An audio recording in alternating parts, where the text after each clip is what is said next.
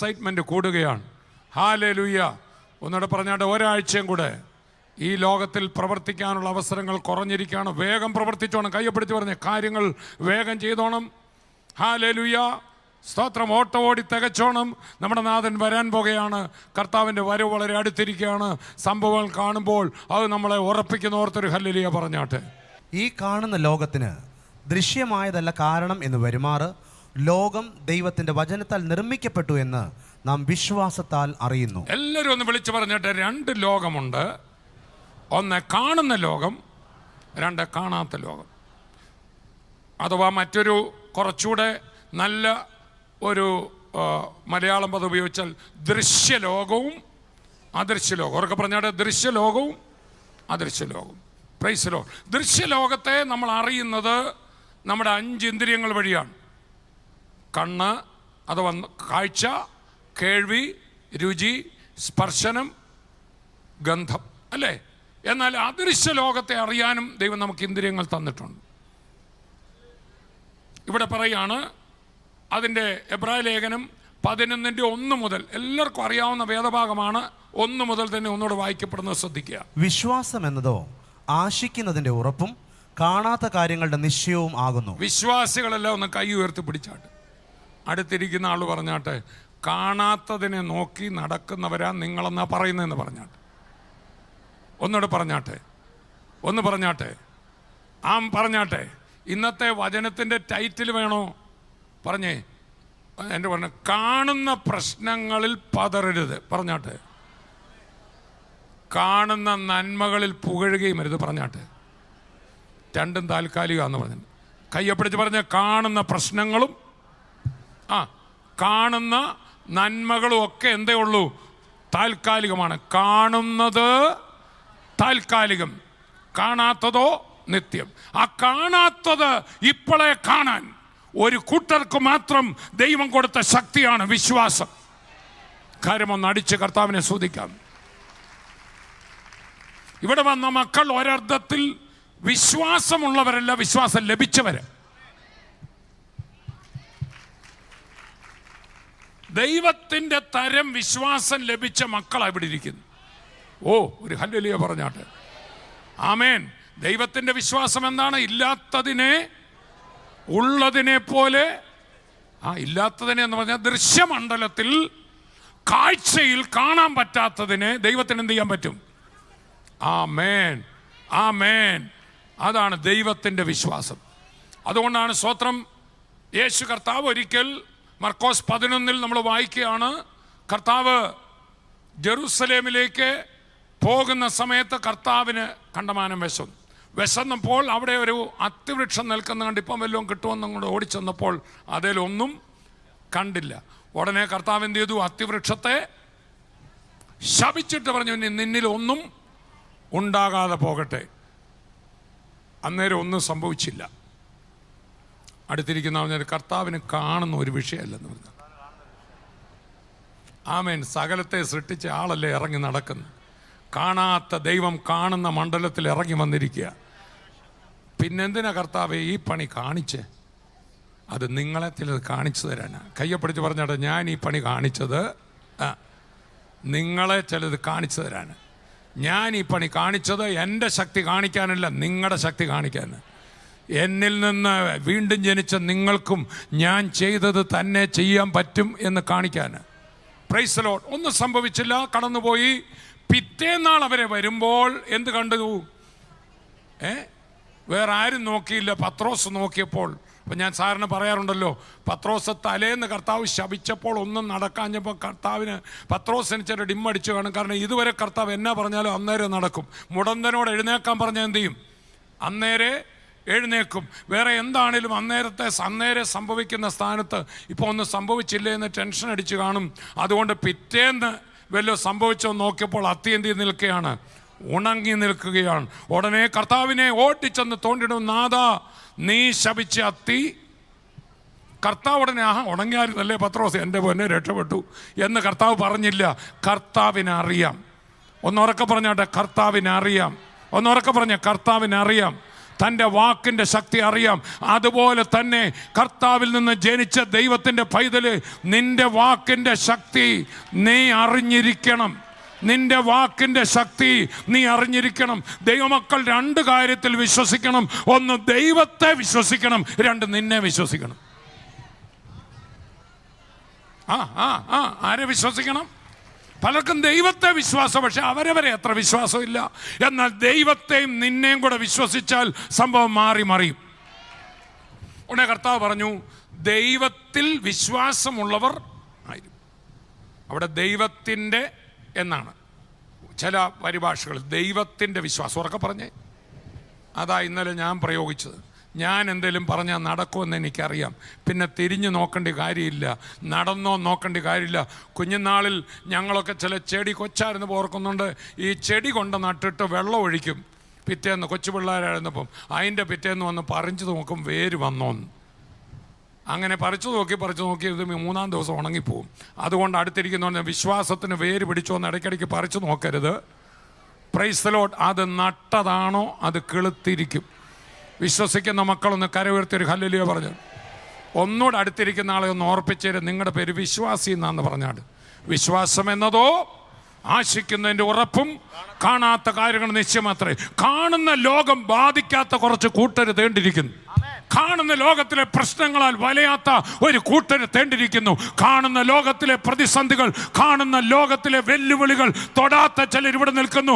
കാരണം കാണാത്ത ഒരു ലോകം കണ്ടുകൊണ്ട് നടക്കുന്ന ദൈവമക്കൾ ഇവിടെ ഉണ്ടെങ്കിൽ ഒന്ന് ഉറപ്പോടെ ഒരു ഹല്ലേലൂയ പറഞ്ഞാട്ടെ. അപ്പൊ തന്നെ കാണാത്ത ലോകത്തിൽ നിന്ന് കാണുന്ന ലോകത്തിലേക്ക് ചില കൊണ്ടുവരുന്ന കഴിവ് നിങ്ങൾക്കുണ്ട്. അടുത്തിരിക്കുന്ന ആളെ ഒന്ന് തൊട്ടിട്ട് പറഞ്ഞ, കാണാത്ത ലോകത്ത് നിന്ന്. മുമ്പത്തെ ശുശ്രൂഷയിൽ റോണൊക്കെ പറഞ്ഞു, സ്വർഗവും ഭൂമിയും കൂടെ ആ പെന്തക്കോസ്ത് നാളിൽ ദൈവമക്കളുടെ നാക്കേൽ അങ്ങ് ടച്ച് ചെയ്തു. ഹല്ലേലൂയ.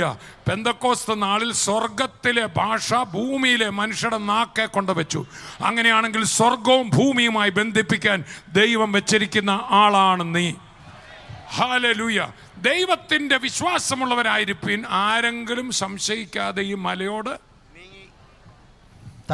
സംഭവിക്കുമെന്ന് ആ വാക്യം ഒന്നുകൂടെ വായിക്കണം. അത് ശരിക്കും അങ്ങനല്ല. ദൈവത്തിൽ വിശ്വാസമുള്ളവരായിരിപ്പിൻ. അടുത്തിരിക്കുന്നവർ ദൈവത്തെ വിശ്വസിക്കണം. ആരെങ്കിലും തന്റെ ഹൃദയത്തിൽ സംശയിക്കാതെ താൻ പറയുന്നത് സംഭവിക്കും. അപ്പൊ ദൈവത്തെ മാത്രം വിശ്വസിച്ചപ്പോൾ എന്നെ വിശ്വസിക്കണം എന്ന് പറഞ്ഞു. ഞാൻ പറഞ്ഞാൽ നടക്കുമെന്നൊന്ന് പറഞ്ഞ് ഒന്നുകൂടെ പറഞ്ഞേ. ഓറക്കെ പറയാ, ഒന്നുകൂടെ പറ. അതുകൊണ്ട് തന്നെ സൂക്ഷിച്ച് വർത്താനം പറയണം. നാക്കൊണ്ട് വല്ലതും പറഞ്ഞാൽ അതുപോലെ സംഭവിക്കും. കഴിഞ്ഞ മീറ്റിങ്ങിൽ റോണക്ക് യാക്കോബിൻ്റെ ലേഖനം 3 എടുത്തായിരുന്നു. സ്വർഗത്തിലെ സ്വത്രം അനുഗ്രഹം കൊണ്ടുവരുവാനും നരകത്തിലെ തീ കൊണ്ടുവരുവാനും നാക്കിന് നീളമുണ്ട്. അടുത്തിരിക്കുന്ന ആൾ പറഞ്ഞിട്ട്, നിങ്ങളുടെ നാക്കിന് ഉദ്ദേശിക്കുന്ന നീളമല്ല, നരകത്തിലെ തീ വരെ കൊണ്ടുവരും. വളരെ സൂക്ഷിച്ച് സംസാരിക്കണം. സ്വർഗത്തിലെ ആത്മമണ്ഡലത്തിൽ കാര്യം കാണുന്ന ദൈവമക്കൾ എന്ത് പറയുന്നോ അതേ നടക്കത്തുള്ളൂ.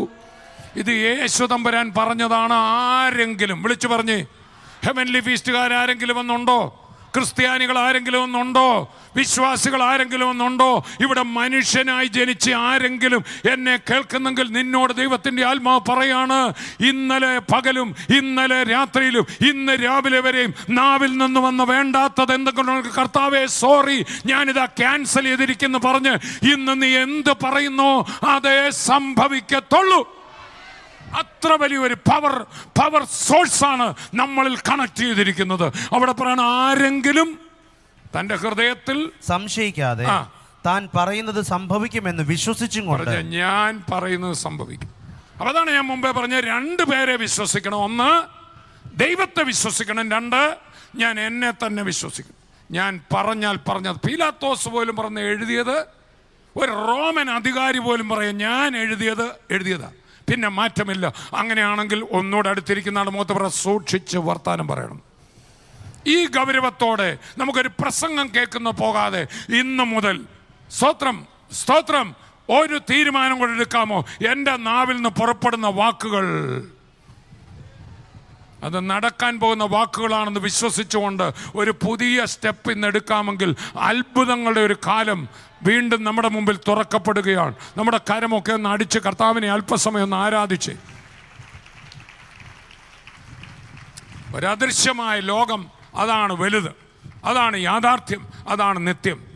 അവിടെ നമുക്ക് എബ്രായ ലേഖനത്തിലേക്ക് വരുമ്പോൾ അവിടെ 1-ാം വാക്യം മുതൽ ഒന്നോട് വായിച്ച്, വിശ്വാസം എന്നതോ ആശിക്കുന്നതിന്റെ ഉറപ്പും കാണാത്ത കാര്യങ്ങളുടെ നിശ്ചയവും ആകുന്നു. ഞാൻ റിയാലിറ്റി പറഞ്ഞാൽ കാണാത്തടത്താണ് കാര്യങ്ങൾ മൊത്തം കിടക്കുന്നത്.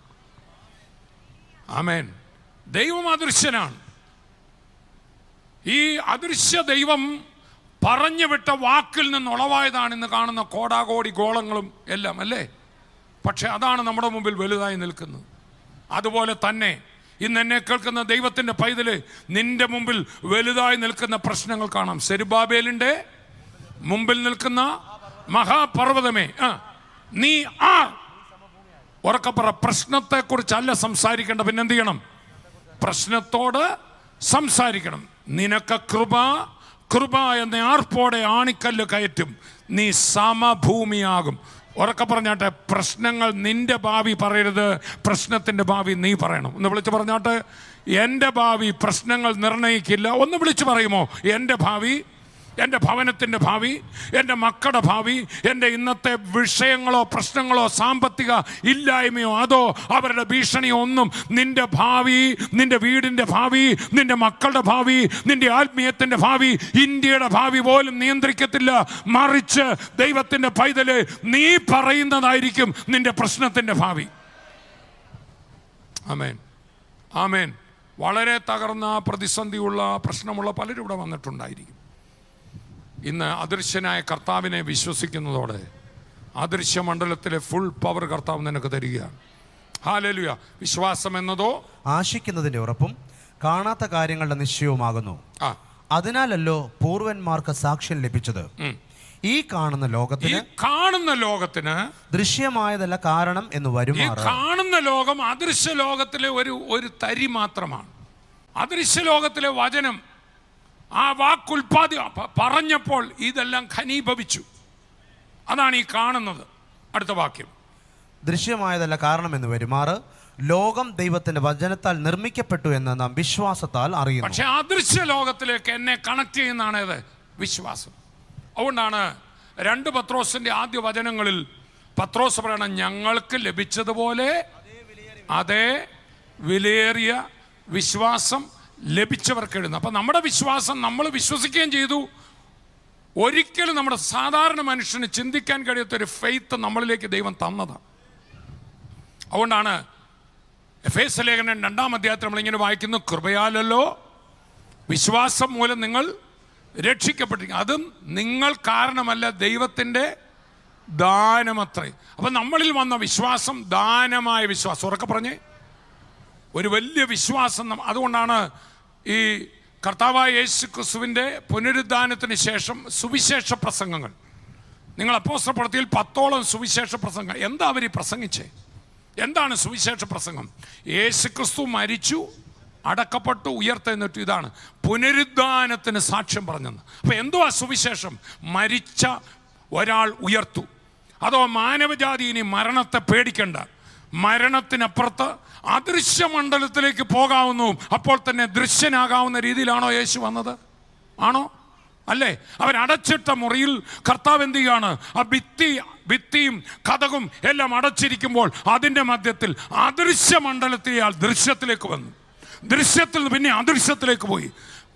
നിങ്ങൾക്കറിയാമോ, 1 യോഹന്നാൻ 3-ൽ പറയാണ്, അവൻ പ്രത്യക്ഷനാകുമ്പോൾ നാം അവനെ താൻ ഇരിക്കുന്നത് പോലെ തന്നെ കാണുന്നതാകൊണ്ട് അവനോട് സദൃശ്യം. അപ്പോൾ ഉയർത്തെഴുന്നേറ്റ കർത്താവിനെ പോലെ ഞാൻ നിങ്ങളുമാകുന്ന ഒരു ദിവസമുള്ളതിനായി ഒരു ഹല്ലേലൂയ പറഞ്ഞാട്ട്.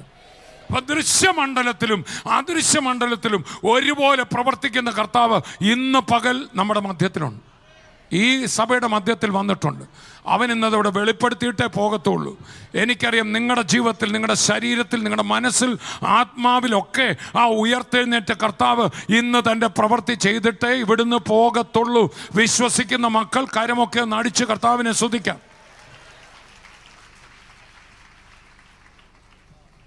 Praise the Lord. അപ്പം ദാനമാണ് ആ വിശ്വാസം. അതുപോലെ തന്നെ നമ്മൾ 2 കൊരിന്ത്യർ 4 വായിക്കുമ്പോൾ അവിടെ പറയണ, ഇരുട്ടിൽ നിന്ന് വെളിച്ചം ഉദിക്കട്ടെ എന്ന് അരുളി ചെയ്ത ദൈവം. Praise the Lord. ഞങ്ങളുടെ ഹൃദയങ്ങളിൽ പ്രകാശിച്ചിരിക്കുന്നു. അതിന്റെ 13-ാം വാക്യത്തിൽ പറയാണ് വിശ്വാസത്തിന്റെ അതേ ആത്മാവ്. ഏതാത്മാവ്? ഇരുട്ടിൽ നിന്ന് വെളിച്ചം ഉണ്ടാകട്ടെ എന്ന് കൽപ്പിച്ചു. ഇല്ലേ ഇല്ലേ എന്നല്ല, പിന്നെ എന്ത് ചെയ്തു? ഉണ്ടാകട്ടെ എന്ന് പറഞ്ഞു. ഉറക്കെ പറഞ്ഞാട്ടെ. ഈ ഭൂമിയെ സൃഷ്ടിച്ച, ഒന്ന് വിളിച്ചു പറഞ്ഞേ, ദൈവത്തിൽ വ്യാപരിച്ച, അദൃശ്യത്തിൽ നിന്ന് ഉണ്ടാകട്ടെ എന്ന് പറഞ്ഞ് വ്യാപരിച്ച അതേ ആത്മാവ് എൻ്റെ അകത്തുണ്ട്. ചേർന്ന് കർത്താവിനെ സ്തുതിക്കാം, ചേർന്ന് കർത്താവിനെ സ്തുതിക്കാം. അതേ ആത്മാവ്, വായിച്ചാട്ടെ.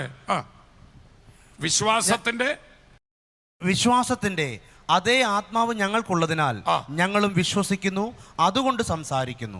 അതിന്റെ 13-ാം വാക്യം.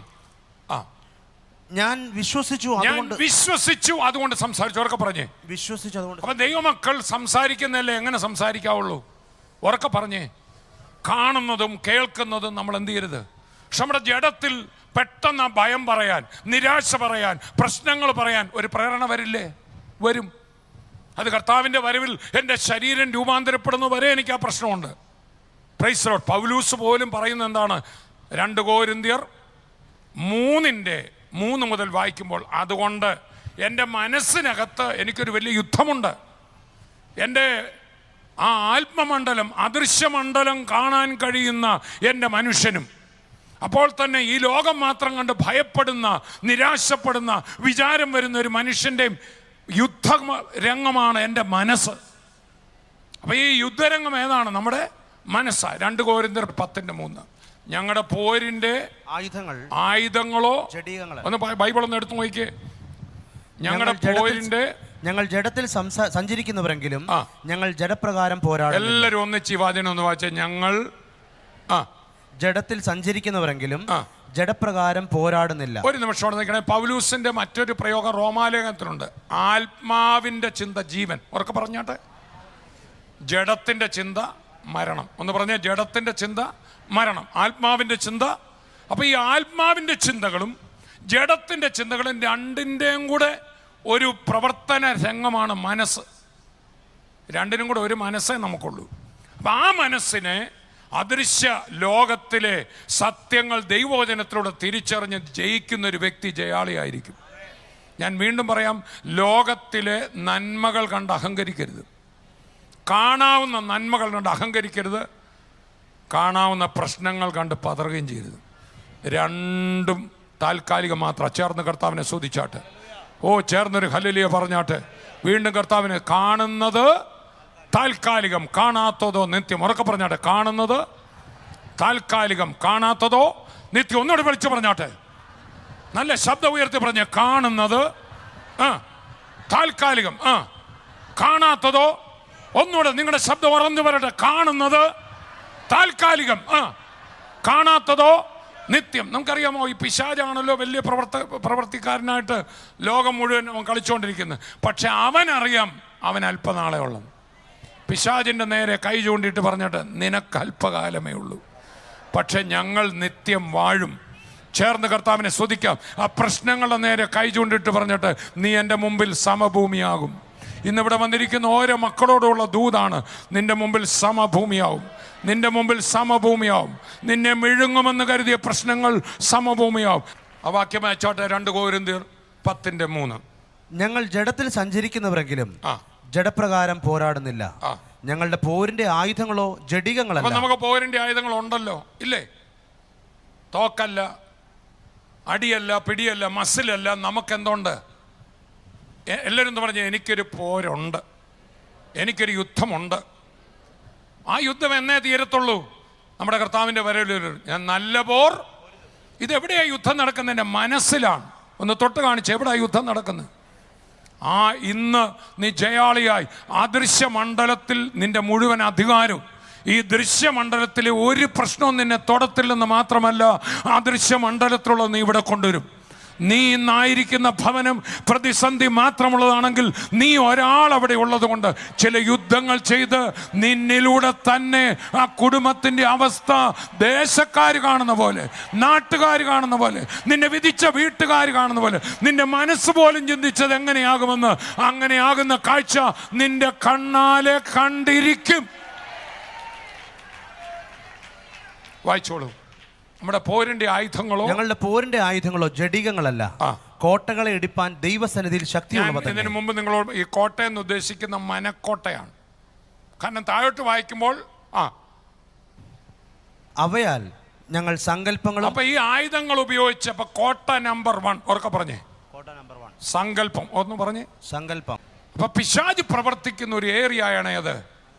അപ്പൊ തന്നെ ദൈവവും നമ്മുടെ ഇമാജിനേഷനെ ഉപയോഗിക്കും. വലിയ കാര്യങ്ങൾ കാണുക, ഈ മരത്തോട് നീ ചെയ്ത് നിങ്ങളും ചെയ്യും. നമ്മുടെ മനസ്സിൽ നല്ലത് കാണുക, നല്ലത് മനസ്സിൽ കാണുക, നല്ലത് വരുന്നത് കാണുക. Praise the Lord. ചിലരൊരു പനി വരുമ്പോഴേ ശവപ്പെട്ടി സ്വപ്നത്തിൽ കാണും. Praise the Lord. ആ കാഴ്ച ദൈവം ഉപയോഗിക്കും. മനുഷ്യന് ദൈവം കൊടുത്ത, തങ്കുബ്രദർ ഇവിടെ പ്രസംഗിക്കും, വലിയൊരു കഴിവാണ് ഇമാജിനേഷൻ. ദൈവത്തിൻ്റെ ഇമേജിൽ സൃഷ്ടിക്കപ്പെട്ടു, സാദൃശ്യത്തിലും. അതിനകത്ത് സ്വരൂപം എന്നുള്ളത് ഇമേജ് എന്ന ഇംഗ്ലീഷിൽ. ആ വാക്ക് ഇമാജിനേഷൻ എന്ന വാക്കിൻ്റെ മൂലപദമാണ് ഇമേജ്. Praise the Lord. അപ്പം നിങ്ങൾക്ക് വരാൻ പോകുന്ന വിടുതലുകൾ ഇമാജിനേഷനിൽ കാണണം. അങ്ങനെ കണ്ട അത്ഭുതം നടന്നവരിവിടെ ഇരിപ്പുണ്ട്. കുഞ്ഞുങ്ങൾ ഒരിക്കലും ഉണ്ടാകത്തില്ലെന്ന് വിധിക്കപ്പെട്ടവർ കുഞ്ഞുങ്ങൾ ഉണ്ടാകുമെന്ന് ദൂത് കേട്ടപ്പോൾ ചിലരിവിടുന്ന് വിളിച്ചു പറഞ്ഞു, നിങ്ങൾ ഉണ്ടാകാൻ പോകുന്ന കുഞ്ഞിൻ്റെ ഒരു ഉടുപ്പ് മേടിച്ചു വെച്ച് പ്രാർത്ഥിക്കണം. ഉടുപ്പ് മേടിച്ചാൽ കുഞ്ഞുണ്ടാകത്തില്ല. ആ ഉടുപ്പ് മേടിക്കുന്നത് നിൻ്റെ ഇമാജിനേഷൻ പവർ. അങ്ങനെയാണ് നമ്മുടെ രാജമ്മ ആൻറ്റി ഒരു തവണ ഇവിടുന്ന് പ്രസംഗമെല്ലാം കേട്ടച്ച്, എൻ്റെ മോക്ക് പിള്ളേരില്ല, വീട്ടിലോട്ട് പോകുന്ന വഴിയിൽ ഒരു കടയിൽ കയറി എന്തോ സോപ്പ് പൊടിയോ മേടിച്ചപ്പോൾ വലിയൊരു ബേസൻ ഫ്രീ ആയിട്ട് കിട്ടി. വീട്ടിൽ ചെന്നിട്ട് പുള്ളിക്കാരത്തി മുറിക്കകത്തോട്ട് കയറിയിട്ട് എൻ്റെ മോടെ കുഞ്ഞിനെ കുളിപ്പിക്കാൻ നല്ലൊരു ബേസനായി. അപ്പോൾ പ്രതീക്ഷയില്ലാതിരിക്കുകയാണ്. ഒരു കുഞ്ഞിനെ അങ്ങോട്ട് കുളിപ്പീര് തുടങ്ങുമ്പോൾ നോക്കുമ്പോൾ ഇച്ചിരി ഇടയും കൂടെ കിടക്കുന്നു. എന്നാൽ പിന്നെ ഇരട്ട ആയിക്കോട്ടെന്ന് പറഞ്ഞു. അങ്ങനെയാണോ രാമാൻറ്റി? ഒന്ന് എഴുന്നേറ്റ് നിന്ന് കൈവീശി കാണിച്ച്. രണ്ടും ഇപ്പം വക്കീലന്മാരായി, രണ്ടും ഇപ്പം ശുശ്രൂഷയിൽ മുമ്പിലാണ്. കണ്ടതുപോലെ തന്നെ നടന്നല്ലേ? കണ്ട 2 കുഞ്ഞുങ്ങളെ കിട്ടിയെങ്കിലൊന്ന് കരമൊന്ന് അടിച്ച് കർത്താവിനെ സ്തുതി. ഇതുപോലെ ഹൃദയത്തിൽ വിശ്വാസത്താൽ കണ്ട് അത്ഭുതങ്ങൾ പ്രാപിച്ചിട്ടുള്ളവർക്കൊന്ന് കൈ ഉയർത്തി പിടിക്കും. ഉണ്ടല്ലോ സ്വത്ര. പക്ഷെ ഇതൊക്കെ കണ്ടെങ്കിലും അറിയാതെ പിന്നെ മനസ്സ് കോട്ടകൾ കയറി വരും. ഇന്ന് കോട്ടകൾ ഇടിയുന്ന ഒച്ച ഇവിടെ കിടുകിടുകിടുകിടാ. ഇവിടെ ചില പരിശുദ്ധാത്മാവിൻ്റെ JCB കയറുകയാണ്. ദൈവവചനത്തിൻ്റെ JCB ചില മനസ്സുകളിൽ കയറുകയാണ്. ഏതാണ്ടൊക്കെ ഇടിഞ്ഞു വീഴുന്നുണ്ട്. അടുത്തിരിക്കുന്ന ആൾ പറഞ്ഞാട്ടെ, നീ അകത്ത് കെട്ടിയ കോട്ടകൾ, ഭയത്തിൻ്റെ കോട്ടകൾ, നിരാശയുടെ കോട്ടകൾ എല്ലാം തീർന്നെന്നുള്ള കോട്ടകൾ, അത് സംഭവിക്കും, ഇത് സംഭവിക്കുമെന്നുള്ള ഇമാജിനേഷൻ വന്ന കോട്ടകൾ എല്ലാം ചടകടകടകടകടാന്ന് ആ ഫ്ലാറ്റ് സമുച്ചയങ്ങൾ ഇടിച്ചിട്ട പോലെ നിന്റെ അകത്ത് താൻ കെട്ടിപ്പൊക്കിയിരിക്കുന്ന കോട്ടകൾ ഇടിഞ്ഞു വീഴുക. ചേർന്ന് കർത്താവിനെ സ്തുതിക്കാം. ഇസ്രായേൽ മക്കൾ അതെ കനാൻ നാട്ടിലേക്ക് യാത്ര ചെയ്യുമ്പോൾ അവർ പോകുന്ന വഴിയിൽ ഒരു കോട്ടയുണ്ടായിരുന്നു. അതിൻ്റെ പേരാണ് എരീഹോ കോട്ട. എന്നാൽ ദൈവമക്കൾ എന്ത് ചെയ്യുന്നറിയോ? കർത്താവ് പറഞ്ഞു 7 ദിവസം കോട്ടയുടെ ചുറ്റും എന്ത് ചെയ്യണം? നടക്കണം. മിണ്ടിപ്പോകരുത്. അടുത്തിരിക്കുന്ന ആൾ പറഞ്ഞിട്ട് മിണ്ടിപ്പോകരുത്. നീ മിണ്ടിയ എൻ്റെ നെഗറ്റീവ് പറയുമെന്ന് കർത്താവിന് അറിയാം. പറഞ്ഞാട്ടെ. അതുകൊണ്ട് എന്ത് ചെയ്തു? ആ തിരുവായി മൊഴിയരുത്. ഒന്ന് പറഞ്ഞാട്ടെ. അകത്തുള്ള നെഗറ്റീവൊക്കെ ഞങ്ങൾക്കറിയാം, പക്ഷെ ഒരെണ്ണം മിണ്ടിപ്പോകരുത്. എന്ത് ചെയ്താൽ മതി? 7-ാം ദിവസം നിങ്ങൾ എന്ത് ചെയ്യണം? ആർപ്പിടണം, കാഹളം ധ്വനിപ്പിക്കണം, ദൈവത്തിന് സ്തുതി അർപ്പിക്കണം. അപ്പോൾ കോട്ടം അതിൽ താഴെ വീണു. ഇന്ന് രാവിലത്തെ മീറ്റിങ്ങിലും റോണക്ക് ഇതേ കാര്യം പറയാണ്. ദൈവമക്കൾ സ്തുതിക്കാൻ മതി. അതുവിധം പറയുന്ന സമയത്ത് സ്തുതിക്കാമെങ്കിൽ ചില മതിലുകൾ താഴെ വീഴും. നിന്റെ ബുദ്ധി പറയും ഇതെങ്ങനെ നടക്കും. നീ വീട്ടുകാർ ചോദിക്കും ഇതെങ്ങനെ നടക്കാനാ. പലരും ചോദിക്കുമ്പോൾ ദൈവത്തിൻ്റെ പൈതലെ, നമ്മുടെ തന്നെ ബുദ്ധി നമ്മളോട് നിരാശ പറയുമ്പോൾ സ്വോത്രം സ്വോത്രം സ്വോത്രം ഒന്ന് പറഞ്ഞേ. എല്ലാവരും സ്വോത്രം ഉറക്കെ പറഞ്ഞാട്ടെ. ഒന്ന് ഉറക്കെ പറഞ്ഞാട്ടെ. ഉറക്കെ പറഞ്ഞാട്ടെ. ഇവിടുന്ന് ഒരു സാധനം കയറി വരും. വന്നാട്ടെ. കർത്താവിനെ മനസ്സിൽ കണ്ടോണ്ട് കര ഉയർത്തി ദൈവത്തിന് സ്വോത്രം പറഞ്ഞേ. വെറുതെ സ്വോത്രം പറയല്ല, ദൈവം തമ്പുരാനെ കണ്ടോണ്ട്, യേശു മഹത്വത്തിൽ നിൽക്കുന്ന കണ്ടോണ്ട് കരമുയർത്തി അല്പസമയം ഉറക്ക സ്വോത്രം പറയുക. വലിയ ശക്തിയാണിത്. സ്വോത്രം പറയാ. ആരാധിക്കുക. ആരാധിക്കുമ്പോൾ വിടുതൽ, ആരാധിക്കുമ്പോൾ ബന്ധനം അഴിയും, ആരാധിക്കുമ്പോൾ കെട്ടുകൾ പൊട്ടും, കോട്ടകൾ തകരും.